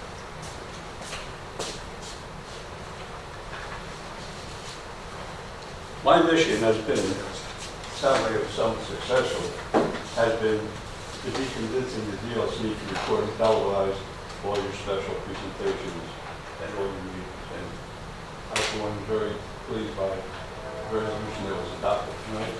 And I would like to extend my appreciation to Asbury Park TV and to Asbury Park for what they're doing. I'd like to share with all of you what I've been doing myself, because televising these meetings has been a challenge. Okay? Over the past few months, I have met all of the mayors that appointed each one of you to the DLC. And I attended 6 of the 7 council meetings and made my requests public during the public portion of their meeting. I reminded all of them that each of you, as a DLA member, is appointed by them, their respective mayor and councilors, and they represent the people. As such, their appointee, that you should be aware of your appointing authorities viewed of the subject. To date, both Asbury Park and Ocean Township have issued resolutions requesting this be done. And what I'd like to do is present a copy of both the Asbury Park and the Ocean Township resolution. As far as cost, well, why is televising important? Okay, many seniors do not like to drive at night or even go out at night. Attending DLC meetings may be difficult for the handicapped, those that are physically challenged, aged residents like me cannot come. Some may have another commitment and thus unable to attend. Your special presentations like tonight's are of interest to all. As far as cost, your Asbury Park rep reported the cost to be approximately $75 a meeting or $900 a year according to the Village and Township standards. Since both Asbury Park and Ocean already televised their council meetings, both mayors have offered the DLC to use their council chambers. The DLC is over $100,000 in utility, so cost should not be an issue. It is my mission that each of you will acknowledge for the above reasons why it is important for those of us living on the lake and to all the surrounding communities that enjoy and make use of the lake to support recording and televising all the DLC meetings and presentations. I'm making a request. Please make all the attachments in my remarks part of the public portion of the meeting. Thank you. Thank you, Mike. I'd like to. Now I have. I'd like to compliment here. I'd like to compliment the DLA Commission on the food project. It's been a long time coming, but it's finally here. I'm telling you that the comments tonight is so happy before the end of the year. So I know the road to get here to get here was very difficult, so my compliments to you. I have a couple of questions. You mentioned the grant. Which one? Well, in your 2019 budget, and this grant that we reported for the budget record, the 480 grant was 734,000 and change, and the 319 grant was 533,000. It's the other, The total. the 319 grant is the 730. Well, you said for the total proposal, and the remaining $268,000. In addition to the grant we got for the landscaping, so. That's minor compared to that. Sure. Okay, but you look at, the challenge the DOA commission has had is that you didn't have any money to do some of the things, and you commented this year before. You don't have the money to do the things you really want to do. Correct. Now you have the money. There's $1 million, almost $1 million. But remember, it's all specified, pre-approved for specific projects. And that is my request to you. As a resident of the town, as a taxpayer, I would like to know specifically, what are you going to do with these money? I mean, It's all done, Marty, it's all done. is it available on the website? I believe it is. I believe it's all. If it is, will you- Yeah, it's all. Could you please make sure it is? Absolutely. We want the public to know what we're doing. It actually was an article today in the Poster on the project. I read it. So, I mean, it's out. The Yes, information. I'd like to know specifically, by line item, what you plan to do with this money? Because that's a lot of money, $1,300,000. And it's all taxpayer money, it didn't come out of it. I think you might have been here when Peter gave a spectacular presentation on the flume itself, on the flume, and also the 319 grant. It wasn't on TV. It wasn't on TV. That's true. That's I'll do it what's again. on TV, people watching that are But Marty, the convenient. 319 grant is on the website. It's posted on the It website. is all the details. Under projects. Specifically is going to be done. Yeah. And the flume, just so you know, the flume project was a federal appropriation through the beach nourishment project of $550,000, of which $500,000 is the construction contract. So that's already earmarked. $50,000 is the associated design and inspection cost. And that project is also posted under projects on the website. I'm going to look at that. Now, And the 319 money is federal money that comes through the Clean Water Act to the state, and the state divvies up that money to eligible recipients. And it's done, opened up over 83 applicants, and the DOA commission was one of 11 that was awarded the grant. So, if I understand properly what you're just saying, of that 480 grant for $734,000, 550 of that is for the flume. And my question is, what project are the remaining 184,000? What are they, what's it going for? no, it's different. It's a separate grant. The flume's a separate grant. That's what the Corps of Engineers. The flume is in addition to the 730? Yeah. Well, you guys are rolling in money. Rolling in the dough. Unfortunately, You as a treasurer, you gotta take back what you said before, we're broke. You're not broke, you're rolling in money. But we'd like to know, It's we earmarked, would like to know. you can't just spend it, it's not in you our will see, general fund. you will see in the coming months, I understand every that, but I'd dime like where to it's see a going. listing. It's a lot. I'm gonna look at the listing on the project, on the DOA site, of the, you're proposing, you're actively doing it. You'll see. For the people in That's Los what that's what Peter just I reported. love the way you said it. Now, Marty, Well, that's in that part. I want to thank you, by the way. I want your tenacity. I was in a Marine Corps, we never know that. But I want you to take that tenacity and use it for helping us and the rest of the community, the people along the lake. I mean, I can tell you right now, most of the towns don't do a great job in cleaning storm drains. If you go back to those mayors, ask them to start cleaning their storm drains around the lake. Asbury does a pretty good job, but the other towns could do a much better job. So So, if any consolation to you, I've had the opportunity to meet all the mayors I and know that. councils of the DOA commission that are forming you. I must say one thing. Some are really interested in trying to improve the lake, and others, what you want to do to do, but they don't really want to get involved. it means a lot. I mean, I think the lake's a lot better. I've lived here all my life, 61 years, almost 62, on the lake. And Mr. McEvely rows it all the time. And I know Bob does too. A lot of people work the lake and love the lake, and And I think we've seen improvements. I mean, it ain't perfect, it could be a lot better, but we're going in the right direction. Anybody else want to speak? I have another question. We have another question. Okay, One more. one more, Marty. Last one. I'll sit and- No, last one, no, last one. Wait, wait, I want to hear the lawyer question, that's all. Get a question for the attorney. I was a fire commissioner for 18 years, okay? So New Jersey Public Commissions, funded by the taxpayers, are not allowed to transfer money from line items to another line item until the last 2 months of the calendar year, okay? The DLC has not reported budget, monthly, or year-to-date expenditures versus actual, right? Shouldn't the DLC be following the law? And shouldn't, how will they know if they're not tracking it? How will they know if they're, what their expenses are versus actual, if they're not tracking it? The short answer is we're not a commission. What are they? We are a joint committee under state statute. It's a different statute. The commission So statute the does not apply. commission is not a commission, it's a deal It's a with joint committee. it.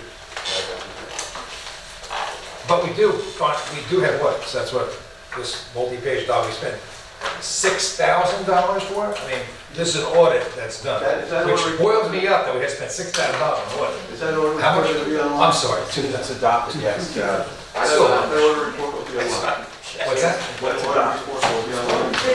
It will be when we Approve it. approve it for December, in December, because there's still changes being made to it. But in December, it will be on Not the audit, we just have a. Now, I have a minor request to you, the audit. okay? There's No. On your financial There's statement, changes being made to the budget. on your financial statement, it's the Don Brocco, the being reimbursed for storage fees of $106 a month Yep. and change. Right? The storage is necessary for the DLC items. The DLC should contract directly with the storage facility, and the bill should be submitted directly to the DLC. No, you're right. And paid for by the DLC, and only items stored there should be, the DLC items should be there. I guess my question. They forget to pay me once in a while. Are any personal items being stored in there? What's that? Are any of your personal items being stored in there? Mine? No. Okay. No person. And I want to thank Asbury for it. We checked. Actually, Except for that, Another question? except for that Is there some? Spider-Man fishing pole. that's in my house. Strengthens properties Yeah, like I ours. So thank you very much for explaining the flume and what was going on out there. I actually called the mayor of Lock Harbor several times and met with him on the boardwalk and asked about what is going on with the snow fence that is blocking the access from the beach access walk on the Lock Harbor side to the beach. That little path that cost Sophie Hubers $100,000 in court. And now the sign says the public beach is to the right. Now that's Asbury Park. The public beach, the public access point that they spent 10 years fighting over is the Lock Harbor. You know the answer to that. What? You know our answer to that. No. Not out of our purview. That's out of our purview. The water underneath that flume pipe is ours, but I can't touch that, you know that. Beach access is not, I can't. not jurisdiction. I'm done at the road. So, who would you get the answer from? I mean, the mayor doesn't have an answer. He was surprised. He was surprised. I did block it off 100% the other day, though. You did what? We had it blocked off for a day, almost a full day. Because the construction. Construction. Yeah, but it's been blocked for at least over a year that I've noticed with the snow fence. You can't get through that. Well, you'll be able to walk over the grate soon, so, without falling in. Which is good. No, that's a good point, but it's only going to take you to Asbury Park. It's not going to take you to the. If you're walking the public left beach. side, technically, if you're walking the left side, that's Lock Harbor. It's down, right down the middle. You can't walk to the left. It's blocked by snow fence. We did that. I think the fence might be gone. I don't know, was the fence there? I don't know. But I can tell you right now, we have no control. Who erected that sign? We have absolutely no control of that. But do you know who erected the sign? I don't know, the sign? The sign that says public beach to the right. You just said the public beach is to the left, Allenhurst. I don't know. I mean, Allenhurst. Lock Harbor. We only do lakes here, we don't do beach. I'm sorry to say that. What else? Thank you. Question. Hi, Jim Gleason, resident for about 20 years, 601 Woodland, West Allenhurst section of Ocean Township. Thank you for everything. This is the first meeting that I've come to, and I think it is a clean water question that I have, some guidance that I'm looking for. So that section of Deal Lake, which is that finger that goes up there, it's right by the bridge that was built, the bridge that goes down and empties in. It looks like on the other side of that bridge is also a landscaping hut for a golf course. Talk Harvey Brook area, that section. Yes, exactly. So it looks like since that bridge has been built, and also it appears that there's a lot of runoff, there's a lot of gathering up there. I'm not a lakefront homeowner. Which bridge is it? Monmouth Road. Oh, that Monmouth Road. Monmouth Road. Where the island Road Bridge. Yeah, Bill Piano.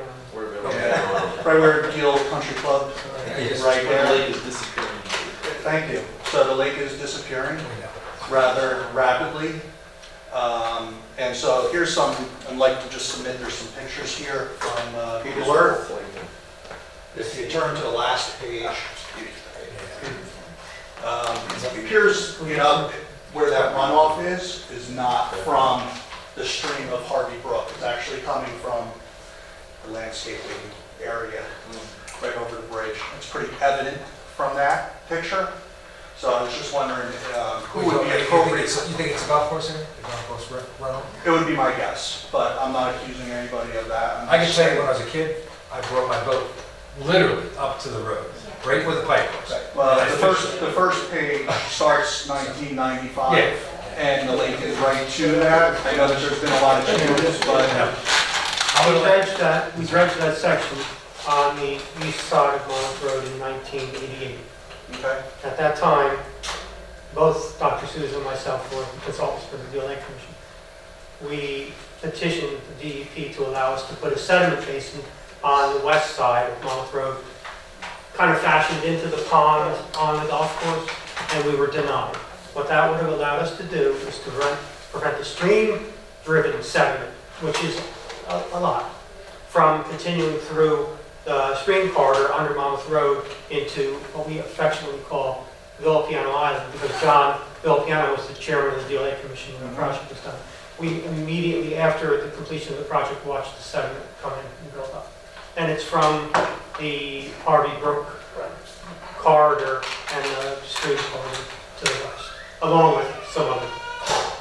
And if you ever took a walk up, take a drive over Roselle and Wickentucket, and get out of your car, and well, actually you don't have to get out of your car, just look into the woods towards the golf course, and you'll see a dam. There was a dam up there in the 70s, before the 70s, which held all the water. And as soon as that was compromised, the bank was compromised, we started having the eroding shoreline, just like we have on the other side by the golf course in Colonial Terrace. I would say for people that are living, which used to have lakefront, are now property front. On that side of the lake, especially the first couple of houses. I'm not here representing them, but that lake is getting smaller by the day. So here's a vision. By the day. I'm gonna throw a vision out because we have it in our master plan. Obviously, we have to fix the dam, at least fix the dam that's broken, right? And retain water. That would be a stormwater basin again. Of course, you have to do the calculations so you don't flood people upstream. But it'd be a wonderful thing. Plus, we have to take that stream, you have to go all the way up to almost 18, and there's some township land up there that we can use for a holding area. But that stream is roaring during a storm, just as much as all these other brooks. Yes, it is. Even up past Middlebrook, when I was a kid, that was a cornfield. But from the show tonight, the erosion that you could see from the banks going through there on the woods, I mean, that's certainly part of it. But I do think that there's another issue there at large. I got you. You're saying there might be running water somehow. I would say people are washing stuff into the lake. Is that what you're saying? Okay, I got you. He's not saying. Yes. He's saying it. We can check that. Thank you. Okay, thanks. I have a similar question. You've noticed this would be like this situation you're describing 20 years before it happens, but on the the southwest side of Sunset Avenue, where Bridge Avenue and Asbury Park is, Oh, yeah. what's going on? The it's getting shallower by the day. I've noticed as I walk over that bridge and I keep looking there, there's an outfall pipe. I don't know if something changed there. Well, last, the people that own that home, and they're putting a lot of material out there. So is what's going on, I mean, who looks at something like that? Because something is not right there. That used to be a, Asbury Park talked to us a while back when they redid that pipe. They redid the pipe, they were supposed to take material out of there during that effort. so we're losing lake there. It's the same situation. You know, if it stayed like that for 20 years, you'd have another island. Well, they put a This rain, doesn't stop. upstream, they put a rain guard. Well, that's beautiful. That thing is I know, awesome. so that's helping. But this is a problem. But there was a lot of construction in that area, I mean, it's Yeah. a huge amount. And there was no trap basin, there was no treatment device to capture that material, so it went right in the lake. Unlike Fourth Avenue Sunset down further, that all went to the Comstock treatment device, and the Comstock treated us point. They were able to evacuate that. So is there anything to do there? I mean, do we just watch it get shallower and shallower? I mean, what's to be done? You gotta put a treatment device there, probably. I'd appreciate it if you guys eyeballed it. I mean, I might be making a mouth of mobile there, but it just seems No, there's a like- lot more material there. They had a washout there. Do you remember that? There was a big washout, and the whole bank eroded into the lake. Yeah, It was massive. this is the result, I guess. This is the result. But you said something about Asbury Park was supposed to remove the sediment? Asbury was supposed to, they were gonna have the contractor, Lucas, But it's a county bridge. no, it was the Bridge Street restoration. Yeah. They were supposed to do it. So what happened to that? I don't know that. I mean, that might be where to go to find out. We can talk to Jason, the engineer there, and ask him. It's heading in the wrong direction. There's no doubt about it. Okay, cool, thanks. Anybody else? Okay, any more comments? Yeah. Comment, or, I don't know, it's a question or statement. Name and. Steve Verderisi, 24 Standish Drive in Ocean Township, and so I do not live on the lake, but I use it, and I'm trying to help the surrounding area. There was a statement before that was made, and maybe you said, Don, things are improving on the lake.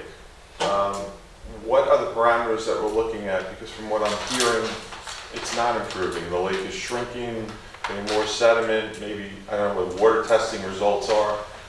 So to make a statement like that, are there parameters that the DLC is looking at and evaluating, and can we look at those things over the course of time to say if we're improving or Yeah, not? I look at fishing's improving, bird life is tremendous. It still has that bad color, I don't like. You see some floating debris once in a while, but the sediment, the floatables are a lot less. I think we've had impact, we're doing cleanups every 2 years, or twice a year, for the last 7 years. I think that's helped a lot. A lot of volunteers helping out, has helped. But we're still battling the runoff. Right, volume of the lake though is decreasing, right? It's decreased. Now, we did not, I would say it probably got better, because we did do that dredging project a couple years ago down on the east end, and that helped a lot. But we need a lot more of those. We need to do western dredging, west of Wickapeca. We can't spend a dime east of Wickapeca until we fix everything west, because it's a waste of time. We wasted our money and Harvey Brook, unfortunately. And if the state should have funded that effort west of Long Road, and that would help a lot. And I think this is important and for the public to get out, because this is education. I know there are a lot of people that don't even know Deal Lake really exists. They think it's a narrow passageway that when you take them out on a kayak and you go around and they go, I didn't even know this was here. Right. And it's important that the more people get involved, the more people are educated. That's how they could then say, well, maybe I'll do something in my house and help with stormwater runoff, because it is a beautiful area, and it's a shame that most people. I know the Watershed Association, went out on boat trips, which was great. And we like, any information from that, any links, we could put on our website, that'd be great. We had Kim Budano and Margie Donovan on the last panel. Okay, so they So, we had some political people enjoying the lake. That's So good. It goes to when you talk about access. The more people that get on that lake, I see herons and ospreys and kingfishers flying all over the place. It was an amazing experience.